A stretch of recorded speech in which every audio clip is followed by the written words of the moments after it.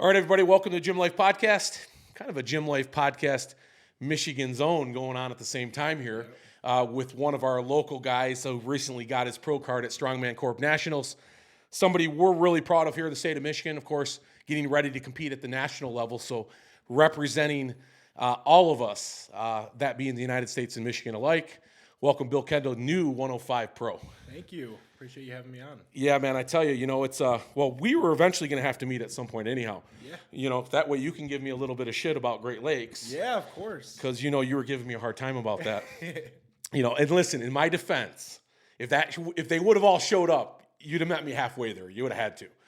Because a lot of those guys dropped out at the very end. Do you give me a kind of a pass for that, maybe, a little bit? I think so. I do think the guys at like the bottom of OSG would still be a little above the guys at the bottom of Great Lakes. But yeah, that top guy was really impressive. I'll give you that. Okay, fair enough. Thor, what's his real name? Oh, Jay Carmen? Yeah, Jay Carmen. Yeah, he was real strong. That was fun to watch. For sure. Okay, good. I know if the Erdsmans would have been there, Austin Smith, that would have changed the dynamic a little bit. But, listen, it's hard not to be proud of being from the state and watching your guys compete. Just like we felt about you when you were at Strongman Corp Nationals a few weeks back and winning your pro card. I mean, to me, that was a big moment, a proud moment, as it was for a lot of our Strongman community, because you and I were talking before the show. It's been a while. I mean, we've had this kind of lull in the Strongman community. Not that we haven't had guys working hard, but for the state of Michigan, anyhow, coming back from the history it had, 15, 20 years ago with the Justin Blakes and the Spirit Spybrooks and the Aaron West, all from your class, 105 class, we've outside of Nick O'Hare and a couple, Nick, you mentioned Nick, who was the other pro we have down at your gym? Nick Davis. He's Nick Davis. Heavyweight. Heavyweight pro, right. Yeah. And now Ken McCullen, of course, who is now a Michigan resident, I guess. Yes. We're kind of thin here in the pro department. Yeah. Agreed. But we got Ken and Nick, and then, myself. I think I'm the only active 105 pro in Michigan. Yeah, let's talk about that, man. Strongman Corp Nationals, you're a confident guy. I met you down at Strongman seminar with Ben and Taylor more recently, a couple months ago. Yeah. There's no denying your confidence. You're one of those guys that says, listen, this is my fucking path. This is what I'm going to do. I'm going to go win my fucking pro card, and I'll deal with everything else after. Right. You did that. Yeah. I honestly didn't think I was going to win my pro card this year. After last year's nationals, I got, I think, 32nd out of 48 in the 231 class. It was my first time going to nationals last year. So this year, my goal was to qualify for the Arnold, which I think was top 9 in my class. Yep. And just exceeded every expectation. And yeah, I've been training my ass off for it. Sure. It's not that I don't deserve it or anything. Everything worked out great. I had 4 top 3 events out of 6, and there were 32 guys in my class, and nothing outside of top 10. And that's what it takes. I mean, if you're going to win nationals or be on the podium, everybody knows the old adage, fuck up one event, you're done. Right. You better be consistent across the board. It sounds like with those top 3 finishes, or those top three event finishes that you had, you stayed right in that kind of wheelhouse for those other 2. Break down the show for me.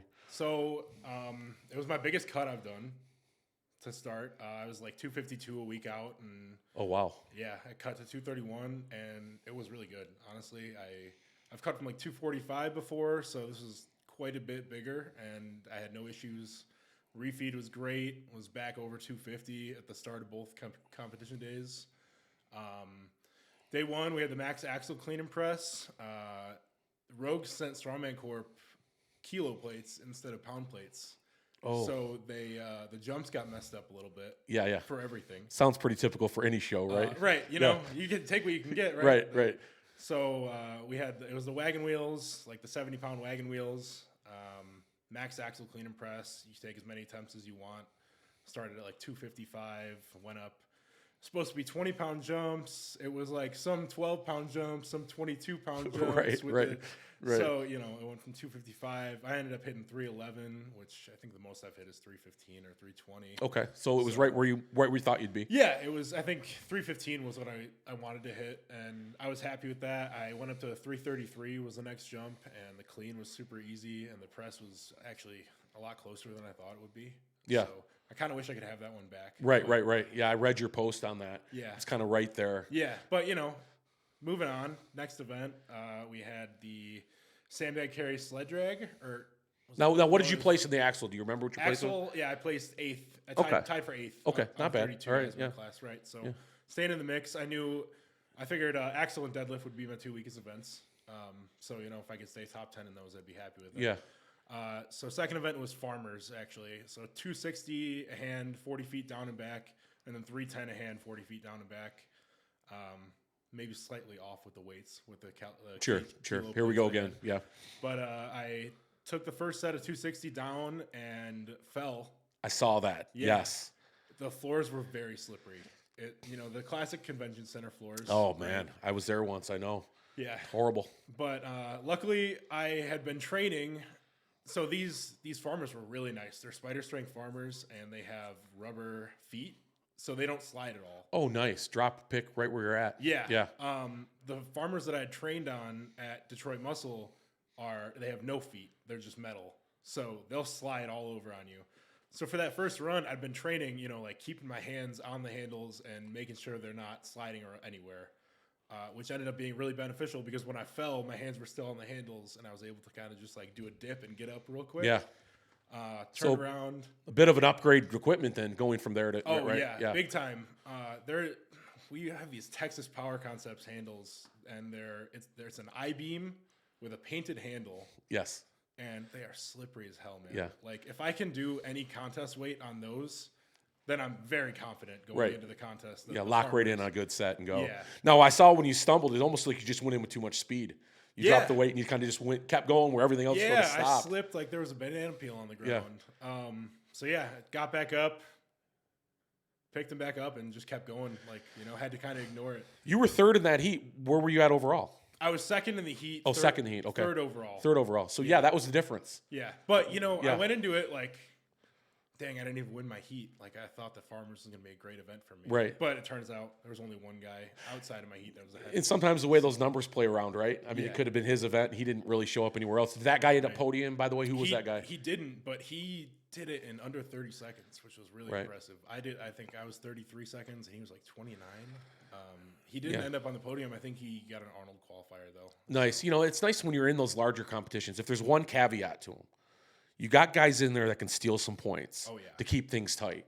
Definitely. And it sounds like he was one of those guys. Yeah. In that event, he stole some points, maybe kept third and fourth place off your ass a little bit, which can go a long way. So there you go. Second event, third event. Third event was the sandbag carry to sled drag, 289, 308 sandbags, and then drag the sled back. I don't know if you saw all of the men just about wore no shoes or socks for this event. Right, that floor was just relentless. I know. We watched a lot of girls go. They did not take their shoes and socks off because they went in the morning, and we watched a lot of them just slipping on the floor, not able to pull the sled. Yeah. So, and I saw a couple guys. And that was the only way to dig in. The rock climbing shoes, nothing else worked. I think if you had rock climbing shoes, they worked. Yeah. A lot of guys aren't thinking that outside of the box. Right. Yeah. No one's thinking to bring that to nationals. Yeah. There's no truck pull or anything. Right. So, yeah, so that was a good event. I placed third again in that. Didn't win my heat again. So, you don't know until after the scores are posted. But if I don't win my heat, I'm like, oh, shit, well. You're just in some good heats, it sounds like. Yeah, I was in some real solid heats. Yeah. So that was end of day one, I was in third place. Okay, overall. Yeah. I was happy with that. I'm like, all right, this is better than I expected to be. On day one. So you had lower expectations on day one where you ended up because your events were coming up, right? Yeah, I was thinking, I'd be really happy with top 5 after day one. Right. And so, third place was great. Yeah, sure. Going into day 2, deadlift medley, 290 farmers, 350 farmers, and then a 665 13-inch axle. Yeah. I strapped in for the 350 farmers. I wouldn't normally need to, but I just figured I'd play it safe because I wasn't going to rep out that axle. Yeah. Deadlift is a weaker point of mine. But I did get to go last. My heat was last because I got third on the sandbag sled drag. So I got to watch all the 105s go, and that axle was stapled for a lot of those guys. Sure. They weren't allowing deadlift suits, which I think made a big difference. I'm sure, for a lot of guys that trained in them. Yeah. Yeah. So 665 13-inch axle, I mean, that thing was stapled to the ground for about 20 guys, and They weren't taking split times Yeah. for reps either. So if you didn't get that axle, you were sharing points with just about the whole class. The whole class. Wow. Yeah. So I just had it in my head. You just got to pull one. I hadn't done it in training. Yeah. So And that was it. I went up. Yeah, pulled it.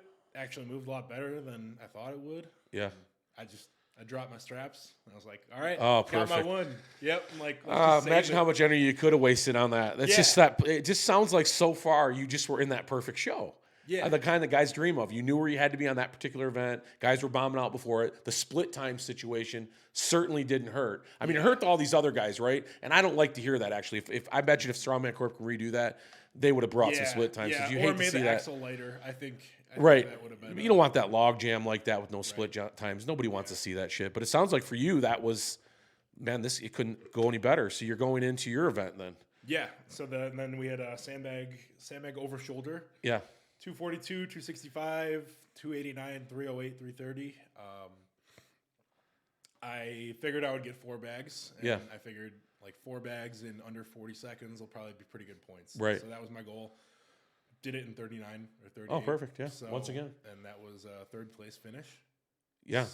No one in my class got all 5 bags. Tyler, the guy who won the show overall, he got 4 bags in 19 seconds. Holy shit.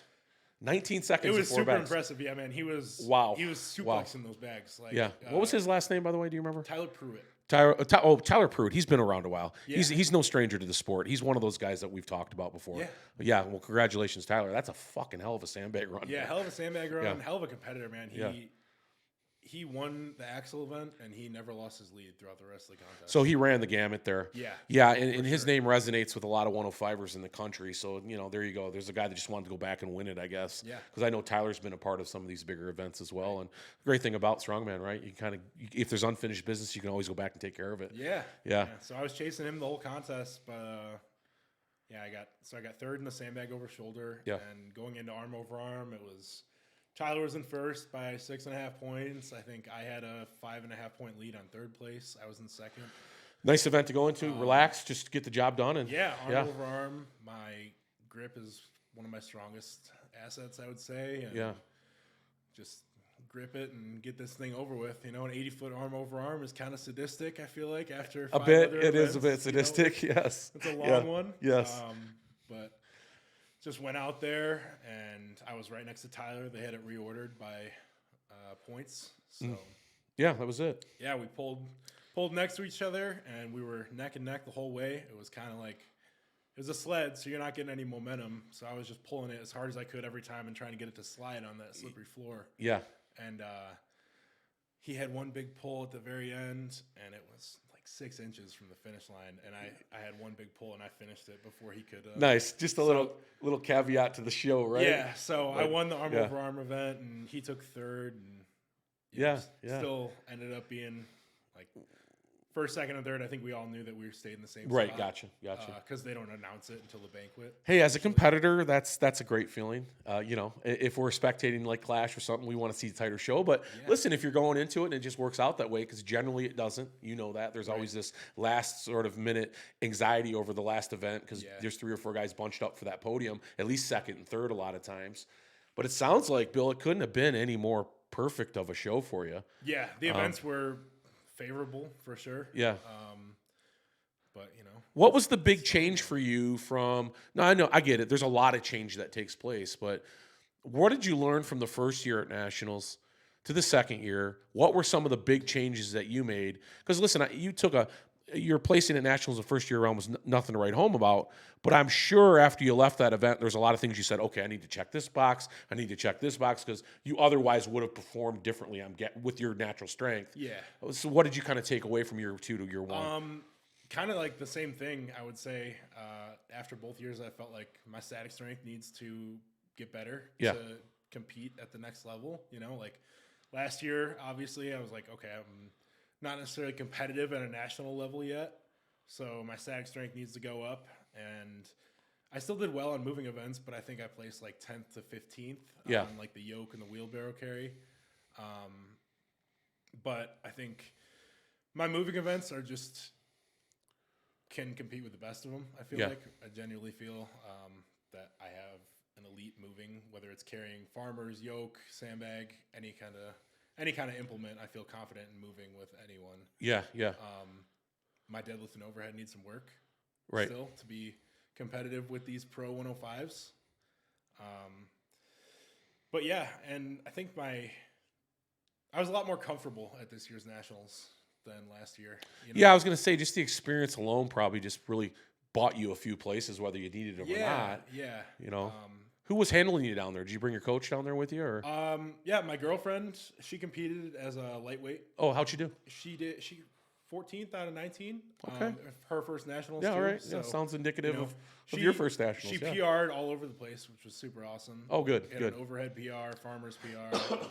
Well, you can hardly go wrong when you're PRing at a show and you're just not worried about placing, right? Because you did your job. Exactly. I mean, we know as strongmen when you go into these shows, you know, yeah, you might pick up a few seconds here or there, but you in a roundabout way know where you're kind of going to be. Not so much like powerlifting, right? We don't zero it in that much because there are so many variables from tripping over a farmer's or to a slippery floor, and things that you don't take into consideration. But for the most part, you know where your PRs are at. You know where you have to be. And every now and then you surprise yourself on a big pull. Yeah. Because, you know, again, it's not a normal bar and axle, you know, how you adjust to it and strap into it. But, yeah, it sounds like, man, you just had a great show. And I got to ask you, and maybe this is too personal, and if it is, I'll edit it out. You're a natural guy. Yeah. And that's 100%. that is awesome. And listen, I'm taking nothing away from any of these other guys out there, but and it's not like it's an elephant in the room. We all know our sport's not drug tested. Yeah. But to be a natural guy, and I'll certainly say this, it's you're on an island. There's not a lot of guys out there that are, and I'm taking away from anybody. And guys might think I'm saying this in the wrong way, and I'm not. And I don't think most of them would take it that way. My friends wouldn't. How does that make you feel? And I mean, is it? I mean, you and I talked about it briefly down at the Strongman seminar for a little bit. It's obviously not on your mind right now because you're competing at a super high level.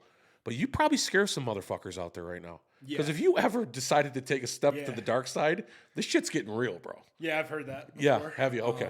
But I really think that, you know, a lot of people need to push the envelope more before they start taking Agreed. stuff. Yes. You know, I know guys that are a year or two into training and they're starting shit, and I'm like, man, I'm way beyond that. I'm still making gains without ever taking anything. You know? Like no doctor prescribed, nothing. Right. TRT is still taking shit, guys. Yeah. Let's be clear about that. I love those guys that go, I'm not taking anything, just TRT. Yeah, you're taking something. Right. But yeah, I mean, I'm young. Today's my birthday, actually. How old are you? 26. Happy birthday. Thank you. Yeah, that's awesome. You know, I love to hear that. And that's kind of what I wanted to hear, right? Because, you know, as an older guy, you know, a little bit long in the tooth, I guess, and I still got my time in, you know, you want to hear that because there is this level of natural ability we all have. And I think what we've seen over the years as this has sort of become more culturally acceptable in everything we do, that nowadays guys aren't realizing that potential enough to really build the foundation to know where they can really go from where.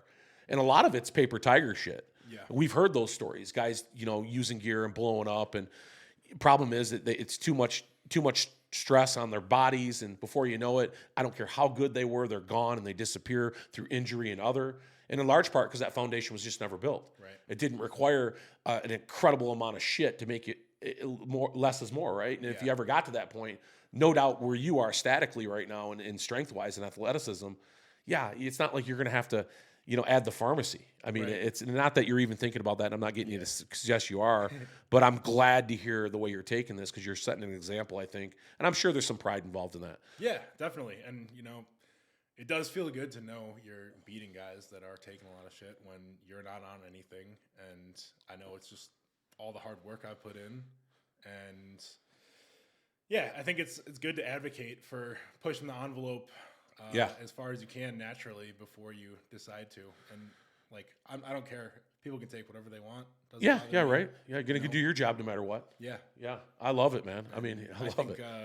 You know, the only like natural limit is whatever you think your natural limit is, right? Well, certainly when you have the capability, and I'm sure, and we'll talk about that here real quick as well. I mean, when you talk about programming and maintenance, and just taking care of your body. You don't strike me as a guy that's looking to drink 2 cases of beer on the weekends. Yeah, not typically. But I'm sure you Once in a enjoy while. yourself. Yeah, I'm just saying you're not eating McDonald's for a pre-workout meal and shit. Right, yeah. I mean, like a lot of guys were like myself back in the day because there wasn't a lot of direction to this. Yeah. But now at least you have all this great programming that's available to you. Do you utilize a lot of that? Yeah, so I'm actually coached by Kim and Adam Dirks. Oh, great. Couldn't be coached by 2 better people than that. Yeah, I'm coming up on 2 years with them. I think it's like week 102 this week. So, Wow. Yeah. immense improvements since we started, all over the place. Yeah. They coached a guy from, I wanted to qualify for nationals when I signed up with them. So it's been quite a ride. I would say they're pretty proud of you at this point, and to have another pro underneath their tutelage because they of course are 2 great pros themselves. Yeah. What kind of programming? I mean, what was the big change in programming that Kim and Adam gave you? As far as like when you were kind of, I guess, make the comparison, right? A lot of us want to know that. A lot of these young strongman guys that are getting into the sport want to know what you thought you were doing right, what you found out you were doing wrong, and those subtle changes that you made. Yeah, I wasn't on much of a program before I signed up with Kim and Adam. I kind of just messed around at the gym. Like before I ever got into strongman, I would just go to the gym just to get stronger. Didn't really have any goals or anything. Just get stronger, and it got boring, right? Yeah, right. So I work in a restaurant and bar, and I have for a few years now. But in 2020, when all the gyms shut down, my roommate and I we were like gym partners. So we had nothing to do because we both worked for a restaurant. Oh, sure. Yeah, right.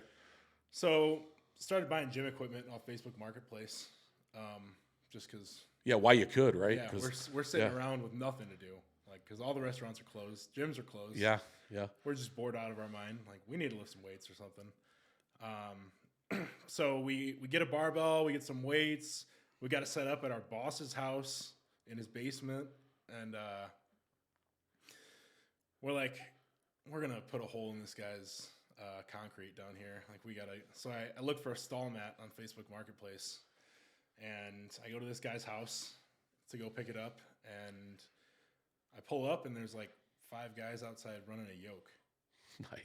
Nice. And I'm like, oh, I've been like going down YouTube rabbit holes of strongman lately because I, kind of want a goal to strive for. Yeah. And so I recognize this stuff, and I like small talk with him a little bit. I'm buying this stall mat, and I see he's got some stones, and he's got his garage door open. I'm like, you got like a full strongman gym in there?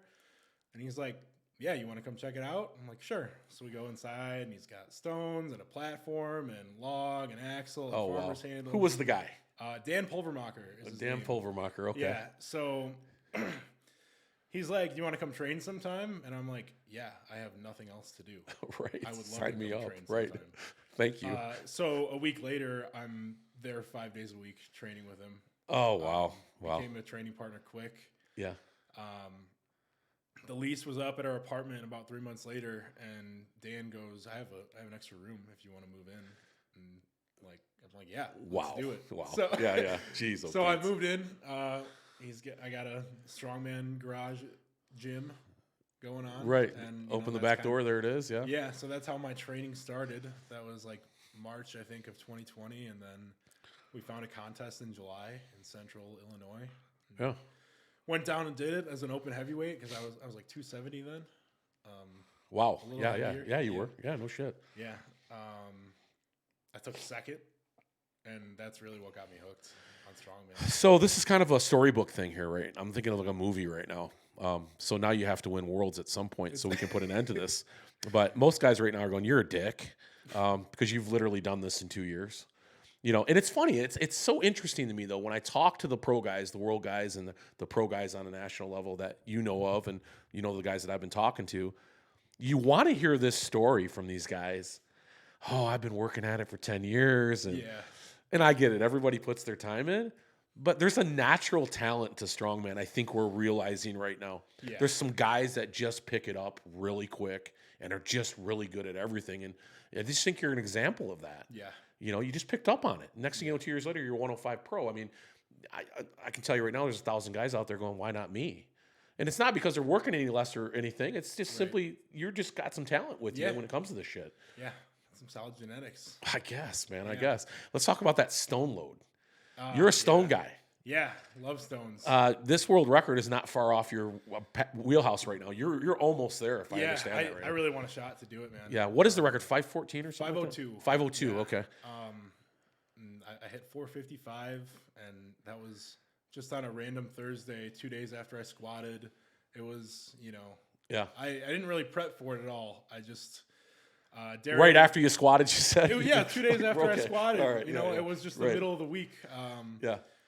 Darren Helmtis, I think his name is. He's a Colorado 105 pro. Okay. And he was going to do the stone record breaker at the Clash in the Rockies. Okay. Yep. So he said if there are any 89 or 105 guys that can load 90% of the record on video to 48 inches and, weigh it and everything, then I'll invite you to this show. Okay, gotcha. So I said, I can do that. I want a shot at this record. Searched for weeks for a stone to do it with. Yeah. Because they do the record with 21-inch stones. Right, and you're probably finding 22s all over the place. I can find a 22. Yeah. 22s are a hell of a lot harder. Yeah. Especially when you're not, 6'5". Yeah. So I messaged Steve Slater just on Instagram. I said, hey, do you have like a 455, something between that and like 470 stone? And he's like, let me look. And, he got back to me the next day. He's like, yeah, I have a 455 and a 465. 21s. 21 inch. Nice. Yeah. And he's like, you just want to lift it? I'm like, yeah, I'm trying to qualify to break the 105 world record. And Steve, he competed in 105 back in the day. So he's like, yeah, let's do it. Like, when do you think you can come? I'm like, I'm free on Thursday. And he's like, all right, we can make that happen. So drove couple hours down to Slater's Hardware in Ohio. Yep. And it was super cool to see all the stuff he had there. He's got logs from the Arnold. And dude, not to cut you off, but I actually competed against Steve and Rick Freitag and with Aaron West and Justin Blake. I told you I'm old, right? And we did the Ohio Strongest Man down there, and Steve was a part of that. And we used to, though that was the group, right? Ohio guys, Michigan guys, we go back and forth, through those 4 or 5 years consistently. Rick Freitag was a pro. Obviously, Aaron wasn't at the time. I think Justin just got his pro card. But I actually went to Steve Slater's Hardware back then when he just started pouring these badass stones and got the deal with the Arnold and stuff. Did he take you in the basement? Is that where he still does that shit at? He took me in the basement. I don't think he makes stones there. I think he makes them elsewhere now. It's like a dungeon down there. I hope not. It is like a dungeon. Yeah, he said that there were some potential OSHA violations with making the logs down there. He was trying to make them with so much different shit and metals back then too, those stones, right? Yeah, man. He showed me how he made that 630-pound stone for. What did he use as a core? Dude, lead. Yeah. So he put like a 12-inch stone mold. He put like half of it into some sand. Yeah. And then poured lead in there. So there was a half a circle. Yeah. And then did it another time and then put that suspended that inside of a stone mold. And that was a 22 or 21? 21-inch. Wow, that's crazy that you can put that pounds. much weight into a 21-inch stone. Yeah, and I think that that 12-inch solid lead that he made, it was like 300-something pounds. Oh, gotcha. Inside. Yeah. Just, re-rotted to death going through that stone so too. much re-rod. Yeah. It was super cool. It looked like a mad science experiment. So he had the stone for you, so you went down there then? Yep. So I went down there. He had a few stones to warm up. We had like 150, 200, 250, 300. So hit all those. They all felt good. It was cool. The platform that he had me loading onto was the prototype for the World's Strongest Man platforms. Okay. That they had him make. Nice. So that was like the first one he ever made. Yeah. And, so that was pretty cool. And, I thought on that whole drive down there, I was like, man, I got to hit this fucking stone. Yeah, right. I'm like, I can't drive all this way just to miss it. Yeah. So, we get up to it and he's like, how do you want to do this? He's like, he goes and gets one of his employees and is like, all right, you film this. I'm going to move the stone for Bill and get it all set up so he's, can just focus on it. And, he really wanted to see me do it too. Yeah. he said it's been 15 years since anyone's lifted that stone. So Yeah, I imagine he's got some history in those stones, but despite that, he's got a lot of them sitting around that probably have some dust on them. Yeah, it had some dust, so he weighed it, and then he had it set up, and he's like, wait. Grabs a tacky towel and rubs down the stone for me, and he's like, all right, go ahead. And so, I picked it up and moved easy. Really? I felt like I had so much more in the tank. And so you qualified for that? I qualified for it. A few weeks later, he canceled the show. Canceled the Record Breakers. That's right, he did. I was covering that for, I think, ADL, and I remember that was there one minute and then was gone the next. Yeah. That's a bummer. Yeah, it was a bummer. I really wanted a shot to do it, but fed your fire a little more is all. I guess you got to load a big stone and you know where you stand a bit now, and not that you didn't, but at least it confirmed it with you. Right. So, well, who owns that record? Adam owns that record, doesn't he? Adam and Josh Eisel. Yeah, they both have it. That same day they got that record, I think, right? Yeah, they got it together. Fucking crazy. Isn't that crazy? We're talking about 500-pound stones. Yeah. I mean, in the back in the day, your heaviest stone in a heavyweight division was 380 for shit's sake. Yeah. So that's pretty crazy. And the fact that, listen, I'll keep going back to it. The fact that you're doing it natural is stupid. Yeah. It's just stupid to me. Yeah. I mean, I watched you load some stones there at RPG when we were down there for the seminar. And obviously, you're talented in loading stones. And it is boy, it's like you're born to load a stone or you're not. Some guys are just great at it. Travis Ortmeyer's a great stone loader. Always was. Right. Dave Ostlin was a great stone loader. James Rude. Remember James Rude? Maybe he kind of he was a younger guy. Maybe he came around. He left probably when you were coming in or a couple years prior. Big tall guy, state of Michigan. He would side load those fucking stones. So he'd run the gamut from the side and just pick up and hinge. Pick up. And it's kind of an interesting technique to watch guys do that. And I'm surprised it didn't take off because those first 3 stones, you couldn't catch them. Yeah. Because he was literally just walking and side hinging them on the fucking platform. But he was 6'7". Yeah. So there was really he didn't have to lean back and triple extend on those at all.